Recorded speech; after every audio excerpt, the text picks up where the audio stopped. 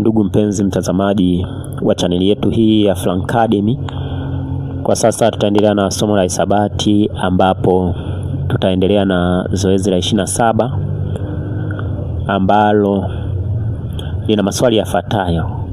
Ninakuomba ufanye maswali haya. Baada ya kumaliza kuyafanya haya maswali, ninakuomba ufuatilie masahihisho yake ambayo yako huko mbele.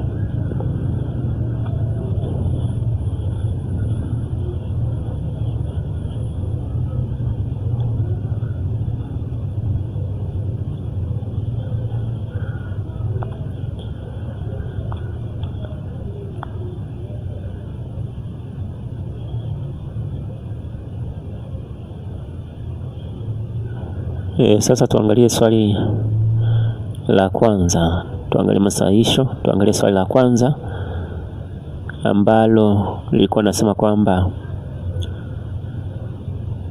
mwanafunzi wa darasa la 7 alikimbia umbali wa meta MCCLVEE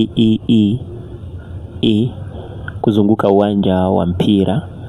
Katika namba ya kawaida umbali huu ni sawa na hapa ametupa umbali huu, anatuuliza kwamba katika namba za kawaida huu umbali ni sawa na manake tubadilishe hii iwe katika mfumo wa namba za kawaida. Hii iko katika mfumo wa namba za Kirumi. Kwa hiyo hapa inatakiwa tuibadilishe iwe katika mfumo wa namba za kawaida. Ili kuibadilisha hii kuwa katika mfumo wa namba za kawaida, unafanya hivi, unaangalia hapa.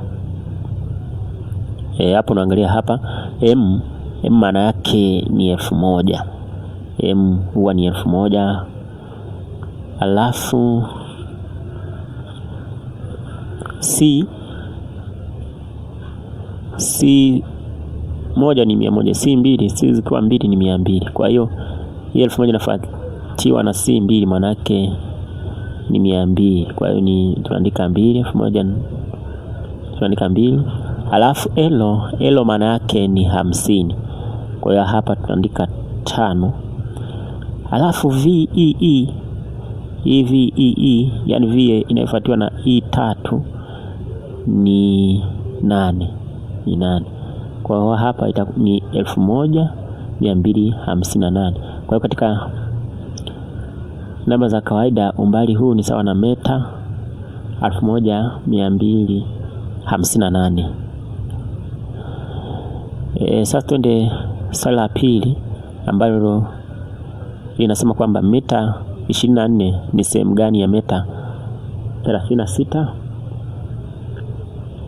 Manake ili uweze kujua ni sehemu gani, unaandika kwamba 24 juu ya, unaandika kwamba meta 24 juu ya meta 36. Hapo ndo utajua kwamba 24 ni sehemu gani ya meta 36. Kwa hiyo meta 24 juu ya meta 36 unaweza kurahisisha meta na meta, hapa zinakwisha. Unarahisisha hapa kwa 2 ni 12, kwa 2 ni 18, kwa 2 hapa ni 6, kwa 2 hapa ni 9, kwa 3 hapa ni 2, kwa 3 hapa ni 3. Kwa hiyo ni 2 ya 3. Kwa hiyo meta 24 ni 2 ya 3 ya meta 36. Twende swali la 3 ambalo ilikuwa nasema kwamba je, kuna namba tasa ngapi kati ya 13 na 19? 13 na 19 kuna namba tasa ngapi? Kwa hiyo maana yake utaorodhesha namba tasa zote ambazo zipo kati ya 3 na 19. Utaziorodhesha namba tasa ambazo zipo katikati mwa 13 na 19. Namba ambazo ziko katikati ya 13 na 19 ni 14. 14 sio namba tasa. Kwa hiyo tunaachana nayo kwa sababu inagawanyika kwa 7, 2. Namba tasa inatakiwa iwe inagawanyika kwa yenyewe na 1 tu basi. 15 sio namba tasa kwa sababu inagawanyika kwa 3 na kwa 5.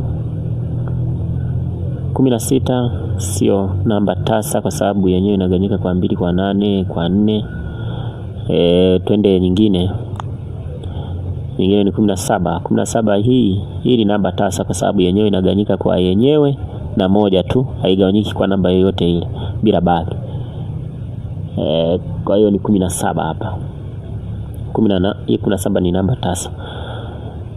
Tunakuja 18 ni namba tasa. Hapana, sio namba tasa kwa sababu yenyewe inagawanyika kwa 9, kwa 6, kwa 2. 19 hii ndio ametuambia ambazo zipo kati ya 13 na 19. Namba ambazo zipo kati ya 13 na 19 ni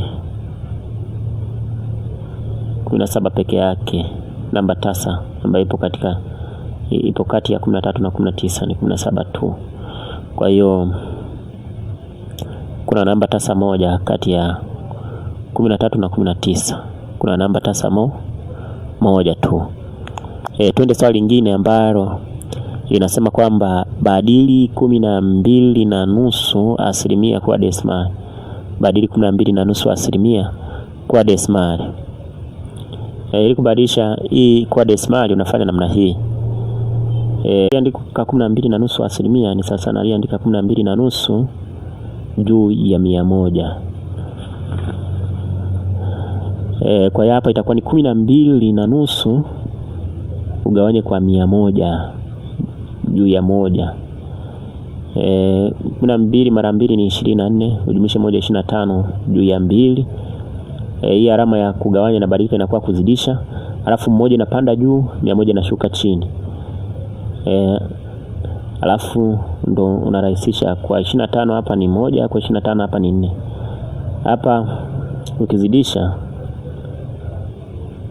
ni 1 mara 1 ni 1, 2 mara 4 ni 8, kwa hiyo ni 1 ya 8. Hapa tumeweka katika mfumo wa sehemu. Sasa unabadilisha hii sehemu inakuwa desimali kwa sababu alikuwa amesema kwamba tuibadilishe iwe katika mfumo wa desimali. Kwa hiyo ili kubadilisha kwa desimali unachukua namba ya juu na gawanya kwa ya chini. Kwa hiyo unagawanya kwa 8 hapa. Hapa kuna 1 gawanya kwa 8 ni mara 0. 0 mara 8 ni 0. Ukitoa inabaki 1. Unaweka nukta hapa. Alafu kishaweka nukta hapa unaongeza 0. 10 ugawanye kwa 8. 10 ugawanye kwa 8 ni mara 1. 1 mara 8 ni 8. 10 kutoa 8 anabaki 2. Kwa kuwa ulikuwa kishaweka nukta hapa, manake hapa tunaongeza 0. Ukiongeza 0 unachukua 20 unagawanya kwa 8 ni mara ngapi? Ni mara 2 ambazo ni 16.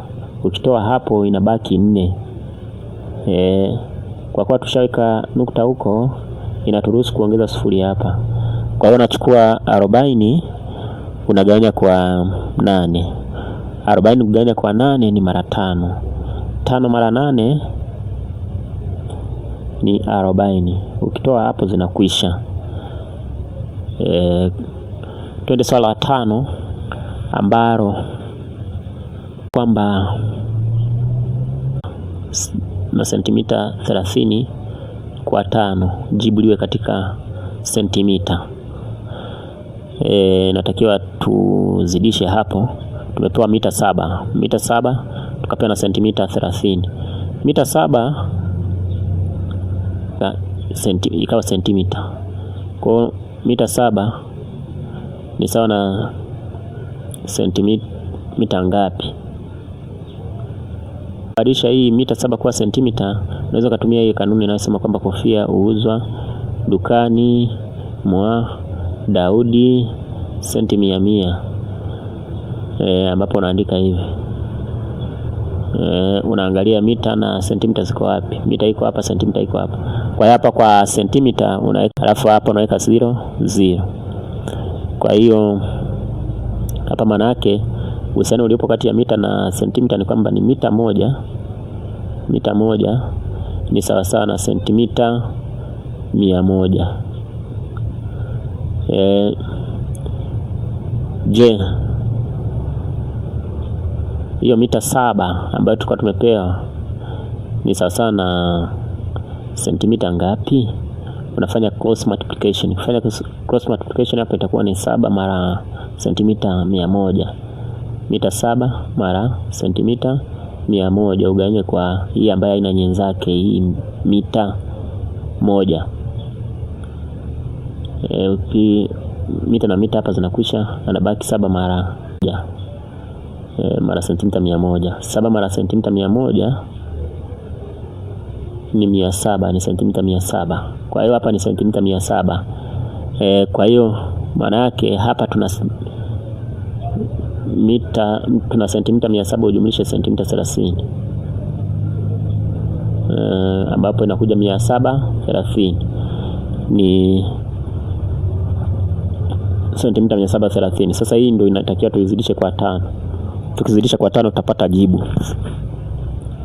Kwa hiyo 0 mara 5 ni 0, 3 mara 5 ni 15, unaandika 5 naenda na 1 kichwani. 7 mara 5 ni 35 na ile 1 36.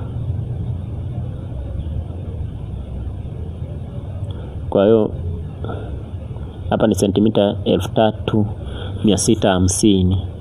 Hili ndio jibu.